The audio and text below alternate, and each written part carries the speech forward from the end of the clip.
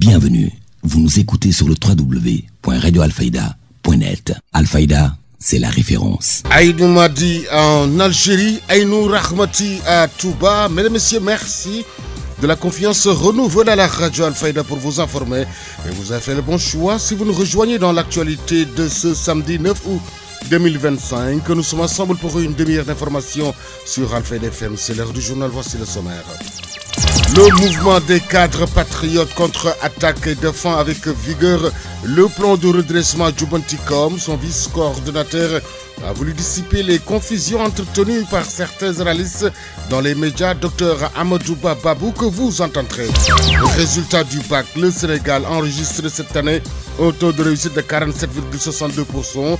Le ministère félicite les lauréats et appelle à poursuivre les réformes pour améliorer la qualité et l'équité du système éducatif sénégalais. Dr Abdou Rahman Diouf, que vous entendrez. En route vers le Grand Magal de Touba, nous nous intéresserons au souvenir attrait à ce grand rassemblement religieux célébrant le départ en exil de Cheikh Ahmadou Bamba Ndeye Fatou Cissé à la découverte. Sur l'international, Guinée-Bissau, le président Oumaro Sissoko Embalo a limogé le gouvernement de Rémy Duarte et nommé Brahima Kamara à la tête de l'exécutif sans préciser les motifs. Et puis sport, tirage au sort, Ligue des champions et Coupe CAF, Jaraaf et Génération Foot connaîtront leur adversaire ce samedi à Dar es Salaam. Madame, Monsieur, gardez votre confort d'écoute, le développement c'est juste après ceci. Le journal Serigne Moussa Kane. Qui vous dit bonjour, Sidi Haj Libas Mbaye assure les opérations techniques face aux critiques. Le mouvement des cadres patriotes contre-attaque lors d'une conférence de presse. Le vice-coordonnateur du mouvement, Dr Amadouba Babou, a défendu le plan de redressement Djoubanticom économique et social. Selon lui, ce plan est une feuille de route ambitieuse. Il n'y a pas de tâtonnement. Maintenant, pourquoi il faut redresser? Il faut redresser pour plusieurs raisons. D'ailleurs, si vous vous rappelez, le lundi 14 octobre, lors du lancement de la vision Sénégal 2050, c'était fait en 3 parties. Dans la première partie, on a fait un diagnostic du Sénégal de 1960 à 2023. Et tout ce qu'on a constaté, une économie qui est désarticulée, endettement chronique, etc. Mais malgré cela, lorsque nous sommes arrivés au pouvoir, on a appliqué le code de transparence dans la gestion des finances publiques, qui était une directive liée au mois de 2009 et qui a été légiférée article en loi le 27 décembre 2012, qui dit dans ce 1.7, 3 mois après un nouveau mandat présidentiel. Nous avons fait l'audit des finances publiques et nous avons constaté ce que vous avez déjà sur la déficit et sur la dette. Après le point de presse du PM Ousmane Sonko, le 4 octobre, le Sénégal est dégradé par Moody's. On était à BA3, on passe de BA3 à B1. Mais il fallait aussi que ce chiffre-là soit certifié par la Cour des comptes. La Cour des comptes a travaillé sur le document. Et le 12 février 2025, la Cour des comptes valide ces dossiers. On était à 97,7% de déficit, de taux d'endettement et déficit de 12, mais le FMI avait bloqué en disant qu'il fallait maintenant qu'on continue. C'est dans cette optique que nous avons pris le cabinet Mazars. Et Mazars est allé jusqu'au 30 décembre 2024. Je vous rappelle que l'audit était jusqu'au 30 décembre 2023. Mais lorsque Mazars a fait le travail jusqu'au 30 décembre 2024, la dette du Sénégal en valeur absolue c'était 23 273 milliards, ce qui fait un taux d'endettement de 119% et le déficit de 14%. Parce que dans la LFI que les autres avaient voté, on était à 840 milliards de déficit. Lorsqu'on est passé au niveau de la LFR, on est passé à 2369. Donc voilà les constats. Maintenant, compte tenu de tout ça, il fallait maintenant redresser. Pour montrer que ce redressement, on n'a pas tâtonné. Parce qu'on ne pouvait pas continuer de cette manière. Donc voilà un peu la première partie. Maintenant, la deuxième partie, c'est comment on redresse. Là aussi, on a divisé en 2 parties. Il y a les réformes et les financements. Le redressement va forcément passer par des réformes. Et la première réforme concerne la réforme sur le code des investissements, qui est en cours. Et si vous lisez bien, au niveau de la LFR, on a non seulement annoncé la réforme sur le code des investissements, nous avons annoncé la réforme sur le code général des impôts. Et réforme sur la commande publique, parce qu'il est question de rationaliser les dépenses de l'État. Et qui dit dépenses de l'État? L'État dépense de 6 manières. Catégorie 1 des dépenses, c'est l'intérêt de la dette. Catégorie 2 des dépenses sont les dépenses du personnel, les salaires. Catégorie 3 des dépenses sont les acquisitions de biens et de services. Catégorie 4 des dépenses sont les investissements. Maintenant, 5e et 6e sont les transferts courants et les transferts en capital. Troisième chose maintenant, la rationalisation des agences. On va revenir tout à l'heure dans les détails, ainsi que les projets de loi. Donc, ce redressement, on va le faire parce qu'il y aura des réformes qui vont le précéder. Mais le plus important, c'est quoi? Comment cette réforme sera financée? Et là, je reviens encore sur le SND. On ne tâtonne pas. Sur le SND 2024-2029, il est question de le financer à hauteur de 18 496 milliards exactement. Il faut que j'en lise. On devait le financer à hauteur de 18 496 milliards, dont les 60,3% doivent être supportés par l'État, les 14 par le secteur privé et les 24 par le PPP. Et dans les PPP, l'État devait supporter les 30%. Redressement économique ou Djoubanticom selon toujours le vice-coordonnateur du MOCAP. Pour y parvenir, plusieurs leviers sont prévus. La rationalisation des dépenses publiques, la réduction de la taille de l'administration. Il précise que les 5677 milliards seront réinjectés pour soutenir les ménages, améliorer l'accès aux services sociaux de base et accompagner le secteur privé. Mais si on le divise en deux parties, en public et en privé, l'État va financer à hauteur de 69,3% et les 30,7% c'est pour le privé. En valeur absolue, ça fait 12 800 milliards pour l'État et 5 600 milliards pour le privé. Maintenant, un État stratège nous dit, sur la SND que vous voulez faire pendant 5 ans, moi pendant 3 ans, je peux sortir à minima, le moutou-touti, 5 667 milliards. Bon, il n'y aura pas de dette, il n'y aura pas de taxes supplémentaires et il n'y aura pas de bradage des retours nationaux. C'est pourquoi il faut le linker avec les SND. Les SND, on a besoin de 12 496 milliards. Et c'est un minimum. Et si on devait aller au maximum, ça serait 12 000 milliards. Hypothèse basse, c'est 5 700. Maintenant, hypothèse haute, c'était 12 000 milliards. Pour l'instant, il nous dit maintenant, comment on peut le financer de 4 manières. L'État nous dit, moi je peux rapidement sortir 50 milliards, rien qu'en rationalisant les dépenses de l'État. On commence par la ligne 3, acquisition des biens et de services. Nous savons tous que dans le code des marchés publics, il y a appel d'offres, DRP, etc. Il dit maintenant ce qu'on va faire, il faut une centrale d'achat où on va centraliser l'ensemble des achats de l'État. En le centralisant, forcément, on fera des économies d'échelle. Et il n'y aura pas de surfacturation. Le PM l'a dit la dernière fois, le coût de la surfacturation, à peu près, c'est 18%. Deuxième levier, c'est diminuer la taille de l'État. Là aussi, c'est un travail qui a été effectué par l'État du Sénégal. Pour un peu expliquer le travail de l'État que les gens ont fait, on a souvent le secteur public et le secteur privé. Dans le secteur public, il y a l'administration publique et le secteur parapublic. Dans le parapublic, il y a l'administration centrale, les collectivités territoriales et les structures sociales, c'est-à-dire l'IPRES et la Caisse de sécurité sociale. Diminuer la taille de l'État, les structures, les agences qui font la même mission, on peut les fusionner. Et l'autre élément maintenant, c'est rationaliser les dépenses de l'État. Rien que pour ça, notre État stratège peut sortir 50 milliards. Deuxième moyen, c'est le financement endogène hors endettement. Appel public à l'épargne. Pourquoi appel public à l'épargne? Parce que nous avons fait à 2 reprises et nous avons constaté que les gens nous font confiance. Quand on va sur le marché financier, il y en a 2. Il y a placement par adjudication, c'est appel d'offres. Et là, on le fait. Il n'y a que les structures qui ont compte au niveau de la banque centrale qui peuvent prêter, contrairement aux autres qui pensent que des Maliens nous ont prêté de l'argent. Ensuite, maintenant, il y a appel public, appel épargne public qu'on appelle placement par syndication. On l'a fait à 2 reprises cette année. On a cherché 150 milliards. On a obtenu 405 milliards. On est parti chercher 300 milliards. On a obtenu 364 milliards. Pour montrer que malgré la dégradation de notre par Moody's, par Standard & Poor's, les gens nous font confiance. On dit maintenant, on va miser encore sur l'appel public à l'épargne. Deuxième élément, c'est la promotion du secteur bancaire national. Aujourd'hui, au Sénégal, nous avons 29 groupes bancaires. Et dans ces 29 groupes bancaires, on possède 3 groupes bancaires qui sont majoritairement détenus par l'État. BHS, LBA et NDE. Sur lesquels aussi on peut ajouter la Poste Finance si la Poste Finance est réformée. Parce que ces banques-là seront des banques qui vont contribuer au développement. Troisième élément, finance islamique. Sur la finance islamique, nous avons déjà testé avec Sogepa les soukouk. Les soukouk, ce sont des emprunts obligataires. C'est-à-dire soukouk, emprunt obligataire, eurobond, c'est la même chose. Eurobond, c'est un emprunt obligataire qui est émis en monnaie étrangère. Les obligations assimilables sont là. Les soukouk, maintenant, sont les obligations qui sont émises dans le finance islamique. L'actualité régionale, nationale, c'est sur Alfayda FM 90.1. 12h passées de 8 minutes sur Alfayda. Si vous nous rejoignez dans l'actualité de ce samedi 9 août 2025, l'info se poursuit sur les www.radioalfayda.net. Direction Thiès, où la ville traverse une période marquée par une recrudescence préoccupante des actes de violence et d'agression qui installe un climat d'insécurité et de peur chez les Thiessois. Le maire de la ville, Dr Babacar Diop, lance un appel à l'État et aux forces de sécurité. Notre ville est en passe de devenir une ville dangereuse avec un taux de criminalité très élevé. Nous avons eu le même phénomène au niveau du quartier R100 il y a quelques jours, aussi avec un jeune qui a été agressé. Et au lycée Malissi aussi, il y a un conducteur de Jakarta aussi qui a été agressé, brûlé vif. Et donc ça nous interpelle nous tous sur la question de la sécurité à Thiès. Et c'est pourquoi j'interpelle le directeur général de la police nationale pour que des mesures soient prises pour renforcer la sécurité à Thiès. Les 2 commissariats que nous avons et les 3 postes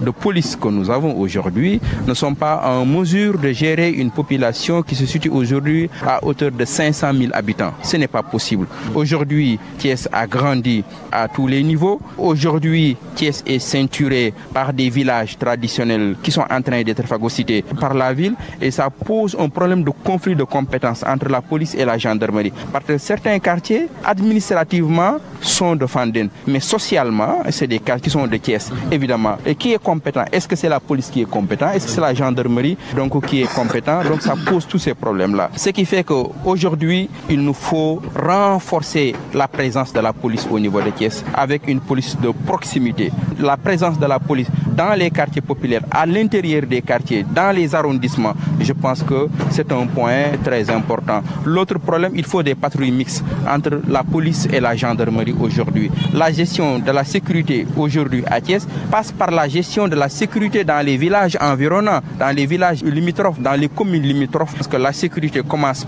d'abord par les habitants du quartier qui doivent dénoncer la drogue, le tabagisme et la présence de certaines nationalités dans certains quartiers populaires. Face à cette montée brutale de la criminalité urbaine, le maire Babacar Diop appelle à un sursaut collectif. Babacar Diop a aussi évoqué les problèmes de santé que rencontrent les populations de Thiès. Et vivre, c'est d'abord avoir une santé. Dans cette ville, dans les cadres, lorsque vous êtes en contact direct avec les populations, les quartiers populaires, vous vous rendez compte de la fragilité, de la précarité sociale, économique. Beaucoup de gens meurent parce qu'ils n'ont pas les moyens de se soigner. Nous, on apporte beaucoup de subventions. Je signe beaucoup de subventions pour accompagner des malades. Et il nous fallait une réponse institutionnelle. Aujourd'hui, et avec la couverture sanitaire universelle, je salue au passage le DG qui a fait le déplacement. Nous avons signé une convention. Ces services au niveau de Thiès, nous avons après tenu une réunion. Aujourd'hui, ça évolue très bien. À l'instant, Babacar Diop, le maire de la ville de Thiès, lutte contre les maladies tropicales négligées vers la dynamique d'élimination de ces maladies d'ici 2030.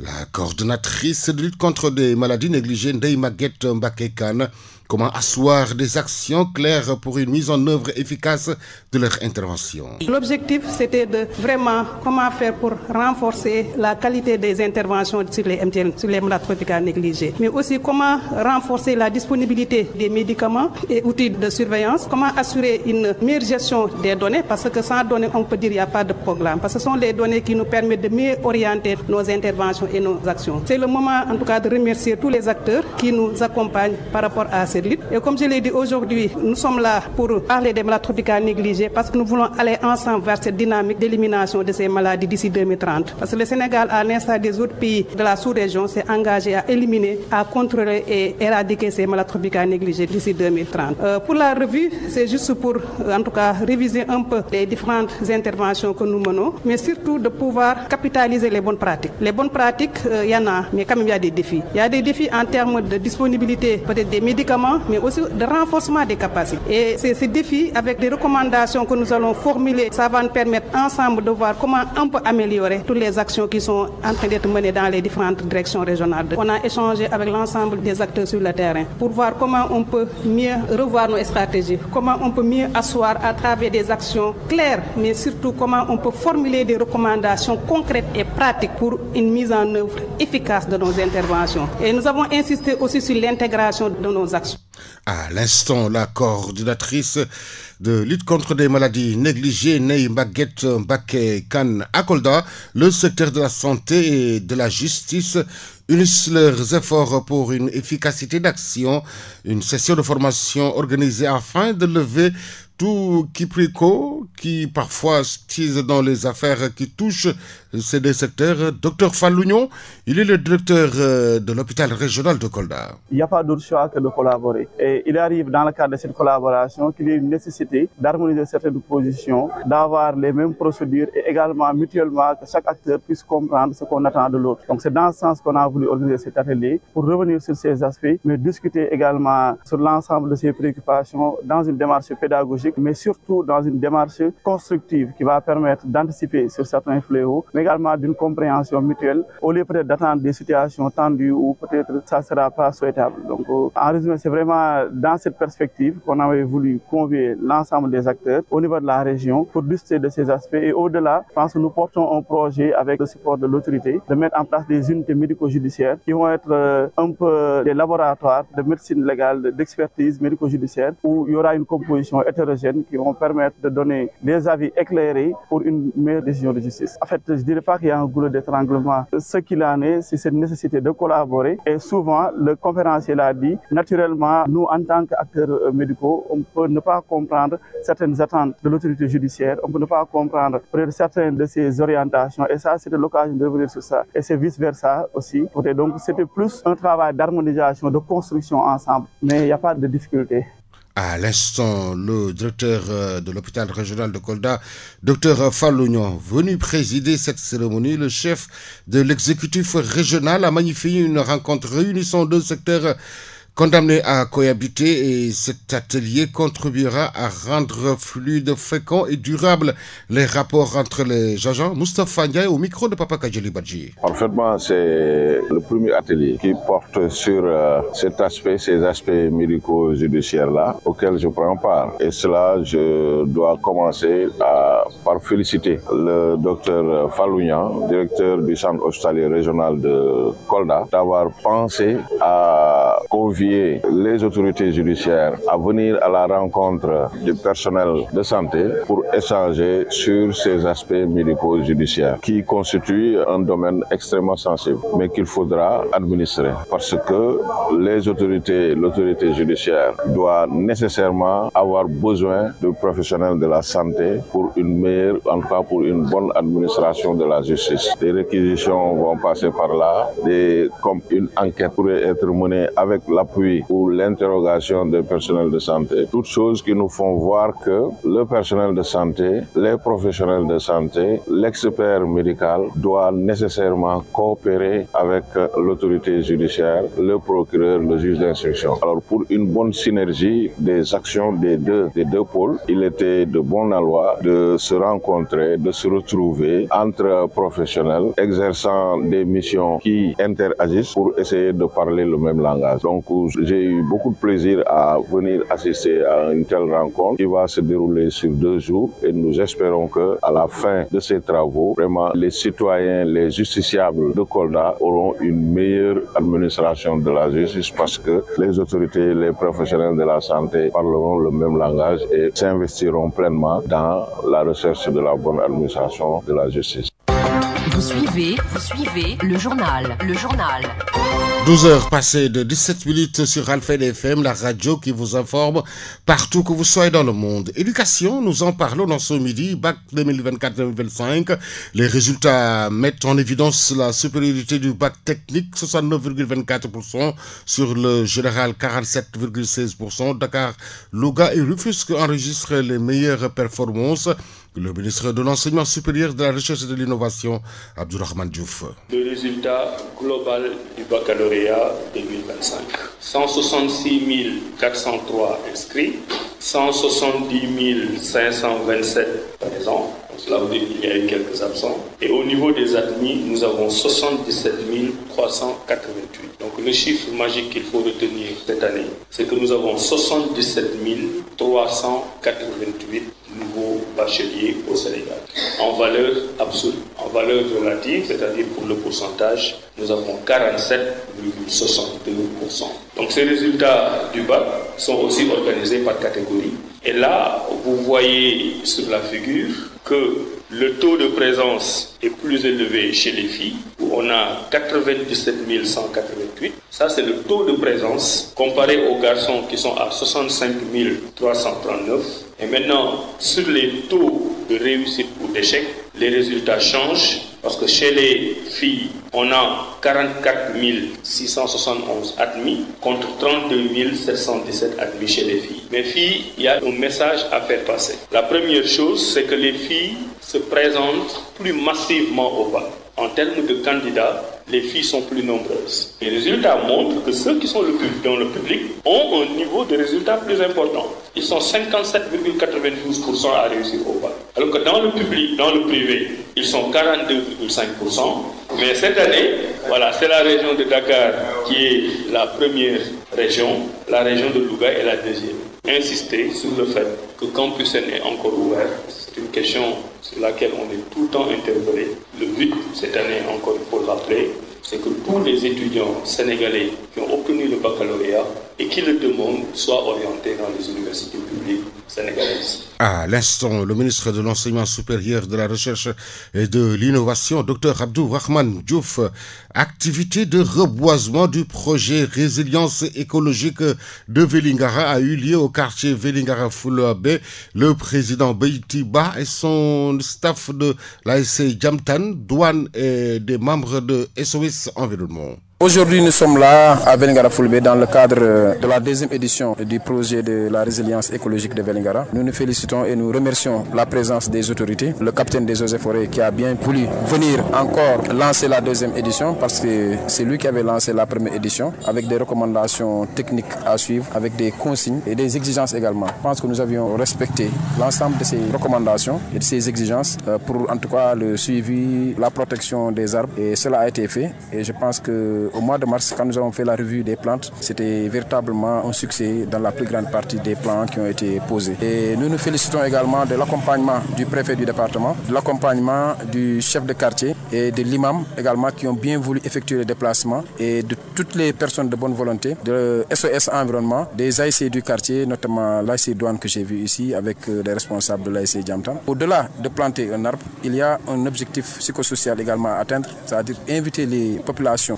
locales à s'impliquer dans le développement local. Il y a le reboisement, mais il y a d'autres objectifs également qui sont visés, tels que la participation citoyenne, l'implication de tous pour un Vélingara où il fait mieux vivre. Comme l'a dit le capitaine, pour un Vélingara où il fait bon vivre, il faut forcément qu'il y ait des arbres. Parce que toute implantation humaine a pour conséquence la destruction de l'environnement. Et c'est ce qui a causé ce déséquilibre de l'écosystème qu'il convient aujourd'hui de rétablir. Et pour ce rétablissement-là, nous sommes disposés et nous sommes à la disposition du service des eaux et forêts et de Vélingara pour en tout cas pour reboiser au maximum. Je rappelle que le projet est un projet triennal qui consiste à poser 1500 plants dans la commune de Vélingara.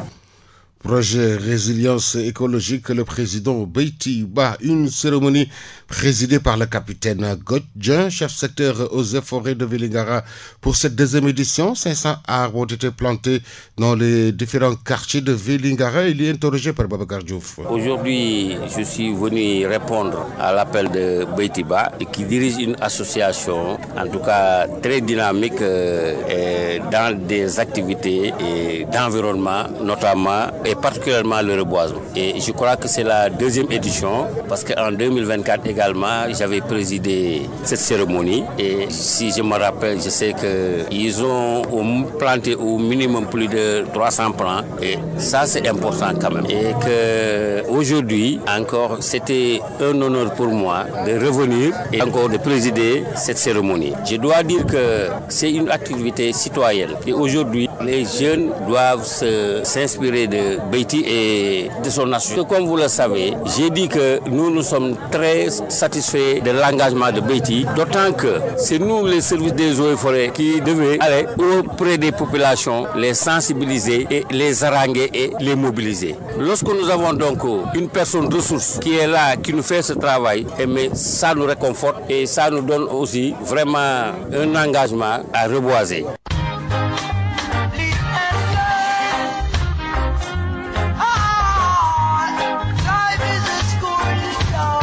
Life is a school, à l'école de la vie. Tout s'apprend, tout s'enseigne. Votre rubrique Djangandochi Benen Anam ou Apprendre ensemble autrement s'intéresse aujourd'hui à la responsabilité du journaliste. Ndeye Fatou Cissé s'entretient avec le défunt journaliste formateur Jean Meïssa Diop. Moi, j'estime qu'on ne peut pas tout dire. Là, ça renvoie à la question de la responsabilité du journaliste. La question de la responsabilité du journaliste dans votre rubrique Apprendre ensemble autrement. Ça veut dire que le journaliste s'exerce avec le sens des responsabilités. Un point tiré de nos archives dans une interview que le défunt journaliste formateur Jean-Meïssa Diop nous avait accordé de son vivant. Alors une information qui sème la panique chez la population, je crois que cette information-là, les journalistes devraient se garder de la publier. Ou bien de s'entourer de précautions pour la diffuser. Alors, depuis toujours, on aime toujours parler d'objectivité en parlant de la profession de journaliste objectif, mais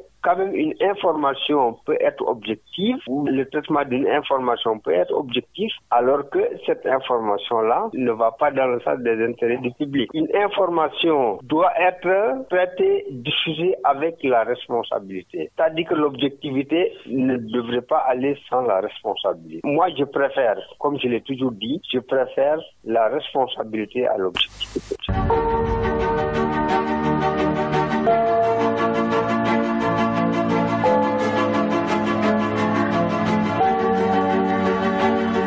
Et voilà donc que c'est ici que se referme votre rubrique. Mes honorables frères et sœurs, parmi les recommandations essentielles à donner à la communauté musulmane, particulièrement à nos jeunes, surtout avec les temps qui courent et le contexte que vous connaissez, que nous vivons, eh bien c'est de ne pas être trop naïf. Ne te fais pas avoir. Ne sois pas trop faible d'esprit. Ne sois pas trop gentil. Reste sur tes gardes. Reste vigilant. Sinon tu risquerais quelque part de te faire manger tout cru, sans pitié. Car celui qui est trop naïf, eh bien malheureusement, vous le savez toutes et tous, risque de se faire avoir. Concernant ses affaires mondaines ou ses affaires religieuses. Et c'est pour cela qu'Allah subhanahu wa ta'ala nous a mis en garde clairement. Dans le Coran, et ce verset a une portée générale. Et il nous dit subhanahu wa ta'ala, Ya ayyuhalladhina amanu khudhu hidrakum. Ô vous qui avez cru, prenez vos précautions. Et pourquoi pas? Alors que Omar radiyallahu anhu wa ardah, et qui te dira qui est Omar, ce grand homme, nous a rapporté une parole qui vaut plus que de l'or. Et il nous dit, Lastu bil khib. Je ne suis pas trompeur, je ne suis pas vicieux, en d'autres termes, je ne suis pas mauvais, mais je ne me ferai pas tromper par le trompeur, je ne me ferai pas avoir par le mauvais, je ne me ferai pas avoir par le vicieux. Ainsi doit réagir le croyant. C'est-à-dire que tu ne réponds pas au mal par le mal, bien sûr, mais il faut que tu restes sur tes gardes afin de ne pas te faire avoir par le trompeur, par le mauvais, par le vicieux, par le malsain. Et ô combien sont-ils? Et cela, encore une fois, concerne nos affaires mondaines comme nos affaires religieuses. Rendez-vous prochainement avec un autre sujet. Actualité internationale.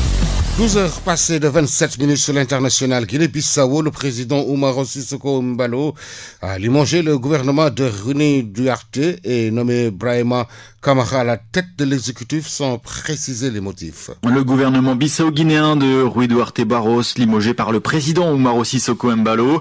Aucune raison officielle dévoilée pour l'heure, mais cette décision intervient à moins de 4 mois désormais des élections générales prévues le 23 novembre prochain. Dans la foulée, le chef de l'État a nommé Brahima Camara, son ancien rival au sein de sa famille politique, au poste de Premier ministre. Actualité internationale. C'était le 7 août 1960, la Côte d'Ivoire devenait indépendante. La fête nationale a donc été célébrée ce jeudi. Et des festivités étaient organisées à Bouaké, deuxième ville du pays, c'est dans le centre. Plusieurs milliers de personnes ont ainsi assisté au défilé civil et militaire. Actualité internationale. L'opposition mauritanienne dénonce une promesse non tenue. Celle de mettre fin au problème de l'accès à l'eau dans la capitale, Nouakchott. Mercredi, la ministre de l'Hydraulique et de l'Assainissement avait déclaré face aux députés que le secteur y travaillait d'arrache-pied et que le souci serait réglé dès le lendemain, soit hier. Problème, l'eau n'est toujours pas revenue. Actualité internationale. Deuil national au Ghana après le crash d'hélicoptère survenu mercredi, dans lequel 8 personnes ont été tuées, dont 2 membres du gouvernement, le ministre de la Défense et le ministre de l'Environnement, des Sciences et des Technologies. Le président John Dramani Mahama s'est exprimé, indiquant que l'enquête suivait son cours et que la boîte noire de l'appareil avait été récupérée. Des cérémonies d'hommage se tiennent jusqu'à samedi dans la capitale. Actualité internationale. Nouvel épisode du bras de fer entre l'Algérie et la France ce jeudi, alors que mercredi, le président français Emmanuel Macron demandait la suspension de l'exemption des visas pour les passeports officiels et diplomatiques algériens. Alger a répondu en mettant fin à la gratuité des biens prêtés à l'ambassade de France. Alger qui entend également revoir les contrats de location de biens et de terrains dont bénéficient des institutions françaises dans le pays. Actualité internationale. Présent, le Sénégal où il fait particulièrement chaud en ce moment. Et un mercure qui grimpe, notamment à Dakar où les îlots de chaleur se multiplient depuis 40 ans. Une étude menée par le Centre de suivi écologique dresse justement un constat alarmant. Plus d'arbres pour un environnement moins étouffant. La demande a été également formulée à travers une pétition lancée il y a quelques semaines et signée par plus de 3000 personnes déjà. L'une des propositions, c'est de transformer le camp Jey, cette base militaire française rendue au Sénégal le mois dernier, en grand parc en plein cœur de Dakar. Actualité internationale. Et sport.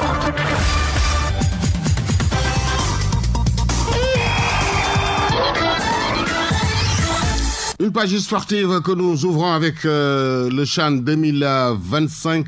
Une page sportive que nous ouvrons avec du football. CHAN 2025. Hier, l'Algérie et l'Afrique du Sud ont fait match nul 1 but partout. La Guinée a été battue par l'Ouganda sur le score de 3-0. Ce soir à 14h, République centrafricaine reçoit la Mauritanie. Tanzanie joue le Madagascar demain. Kenya joue le Maroc à 12h. Zambie joue l'Angola à 15h.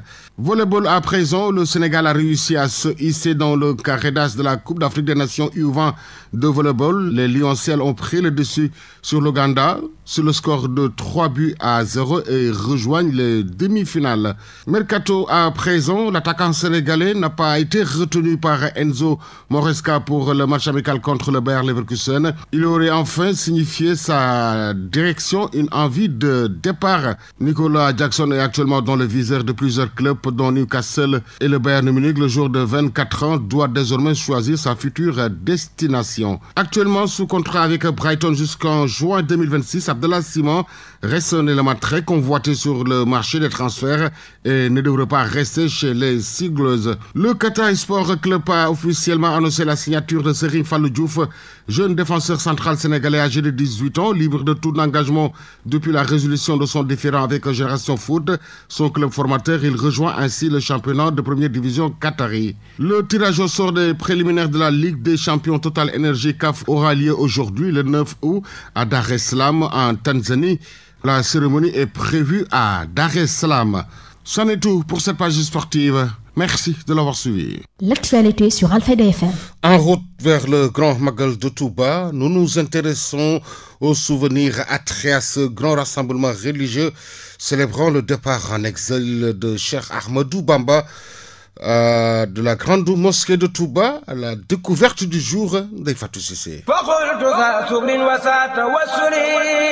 Touba bañ ko ñëk di magal boba sax tali amul fi mo am rang bu xong ci nga daan jaabu massa ñew da ngay xong joy boba Touba melu ni lepp ay garab la war bil mustafa safi ayn rusuli wa bi bani wa banatima Seigne Touba mu tanki ginaaw tanki kanam la. Touba dans son apparence d'aujourd'hui en contraste avec son décor d'il y a plusieurs années en arrière. ñun bañ fi ñew Touba sansé ko légui la gëna melni Touba yag nañ fi ñew jaran ramba fi yépp ab all la won li rek mo fi nekkon ba ci armée ni lépp all la won bo ñëwan ben nit nga daan gis ñaari nit boba lek gi déméwul ni da nga daan jënd lek passion lañ daan def li lépp ay rangi passion la daan doon ay passion lo lek kan ko daan jënd. Habitante de Kaolack, Adja Seynabou Thiam est l'une des femmes qui à travers les communautés appelées Daïra œuvre activement et sans relâche pour le rayonnement du mouridisme en s'acquittant des cotisations périodiques ainsi que des activités durant toute l'année et surtout lors des événements comme le Grand Magal de Touba. Daïra am nañ daïra Maam Jaara am nañ daïra Sëñ Fallu am nañ daïra Sëñ Saliou Mbacké ñetti daïra yëpp lañ ko boole te ci nekk suñu ñaq rek ci def ya maliki ya khaliqal anami amid wa ya khalilal manami يا خالقي يا كامل الصفات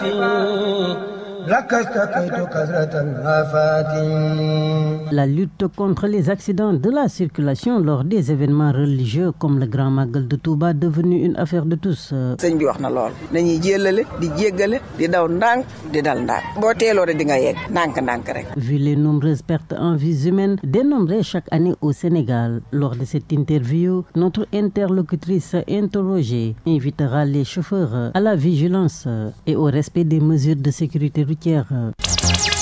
C'est la fin de cette édition. Merci à Sidi Hadj Libas Bay qui en a assuré la partie technique. La rédaction en chef a été assurée par Fatou Cissé. Était devant ce micro Serigne Moussa Kane. Vous avez rendez-vous avec l'information à 13h. Je vous rappelle les principales informations. Le mouvement des cadres patriotes contre-attaque défend avec vigueur le plan de redressement Djoubanticom. Son vice-coordonnateur a voulu dissiper les confusions entretenues par certains analystes dans les médias. Dr Amadou Bababou, que vous avez entendu dans ce journal. Résultat du bac, le Sénégal enregistre cette année un taux de réussite de 47,62%. Le ministère félicite les lauréats et appelle à poursuivre les réformes pour améliorer la qualité et l'équité du système éducatif sénégalais. Dr Abdou Rahman Diouf, que vous avez entendu. En route vers le Grand Magal de Touba, nous nous sommes intéressés aux souvenirs attraits à ce grand rassemblement religieux célébrant le départ en exil de Cheikh Ahmadou Bamba Fatou Cissé et attelé à la découverte du jour. Sur l'international Guinée-Bissau, le président Oumaro Sissoko Imbalo a limogé le gouvernement de Rue Duarte et nommé Brahima Kamara à la tête de l'exécutif sans préciser les motifs. Et puis sport, tirage au sort, Ligue des champions et Coupe CAF. Jaraaf et Génération Foot connaîtront leur adversaire ce samedi à Dar es Salaam. Mesdames et messieurs, merci de nous avoir prêté une oreille si attentive. Le journal Serigne Moussa Kane. Alfayda FM. rajo bi ngeen doon xaar ngir matal seen yaakaar. Publicité. yéen waa Kaolack lii yéen a ko dal di moom xéewal gu neex te am solo wow.sn di seen logiciel bi nga xamante ne nii moom moo gën ci wàllu gestion commerciale en ligne ak foo mënti nekk ngay mën di gérer di contrôler li nga xam ne moo nekk sa business ak waxtu gu mu mënti doon ngeen ànd ceeg wow.sn te loolu yépp mu ngi lay dikkee junne ci weer bu ne waaw 5000 francs rek ngay dal di fay weer bu ci dal di nekk ngeen mën na bànneexu ci ay jumtukaay yu ànd ak jamono jaare ko ci xarala yu yees yi ngeen mën ko am ci seen téléphone portable ordinateur wala tablette 24 heures sur 24 et 7 jours sur bu ngeen demee ci biir plateforme wow.sn ngeen mën fa am ay avantages yu bëree bëri ngeen mën a am accessibilité totale ngeen nekk seen kër nekk seen bërëbu liggéeyukaay wala sax ngeen nekk en déplacement mu ànd ak sécurité nag boo xam ne dañu ko dal di garantie sécuriser leen li nga xam ne moo nekk seen ay données dafay dal di nekk en ligne même bu ñu amee ay jafe-jafe ba noppi nag nañ koy jëfandikoo jafewul dara dafa yomb te dafa neex a comprendre leneen la ca gën a neex mooy dañu la koy installer gratuitement ba noppi nag may la 15 jours yoo xam ne da nga koy dal di essayer te doo ci fay dërëm ngeen mën a bànneexu mbokk yi ci ay fonctionnalités yu ama am solo yéen ñi nga xam ne da ngeen a bëgg gestion commerciale li jëm ci wàllu njaay wàllu facture wala sax ngeen mën a topp seen ay clients mën a lire li nga xam ne moo nekk ay code barre ngeen mën di saytu li nga xam ne moo nekk seen ay achat ci lu jëm ci fournisseur bi commande bi ak li nga xam ne noonu lañ koy dal di fayee ci lu jëm ci wàllu caisse encaissement dépense ak li nga xam ne moo jëm ci wàllu bénéfice wow.sn génnee nañ ci ay jumtukaay yu ama am solo yéen ñi nga xam ne da ngeen a bëgg a def inventaire wala ngeen bëgg a def li nga xam ne moo nekk gestion stock ci produit yi nga xam ne moom ngeen gën di jaay ci lu jëm ci li nga xam ne moo nekk gestion paiement di ngeen mën a bànneexu ci ay fiche de paiement yi nga xam ne dafay dëppook norme ngeen mën a enregistrer seen ay employés mun di imprimer ci nim gën a gaaw yi mbokk yi bu leen toog di xaar ñëw leen wuy si wow.sn ngeen mën a bànneexu ci ay avantages ci jumtukaay yu gën a dëppook jamono jëm ci xarala yu yees yi ci lu jëm ci wàllu gestion commerciale et de paiement du marché bu leen toogati di xaar jokkoo leen ak waaw Kaolack au 78 149 26 26 wow.sn gën a baax gën a wóor waaye tamit gën a yomb. Alfayda FM.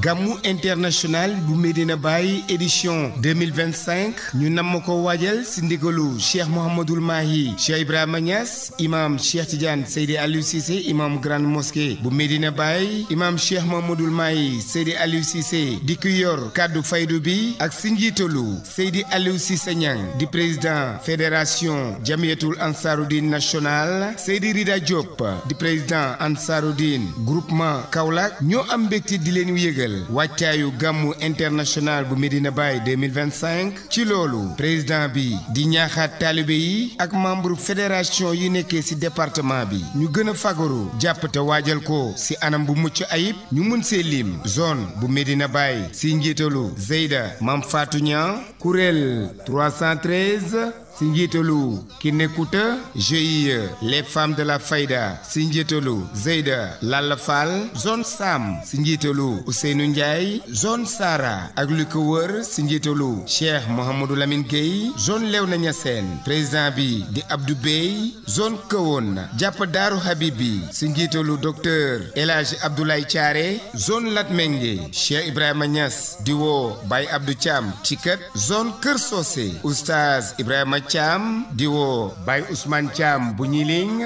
zone Ndiédiène Daouda Seck Daaru Mbiteyeen imam Amad Bitey Taïba Niangène Cheikh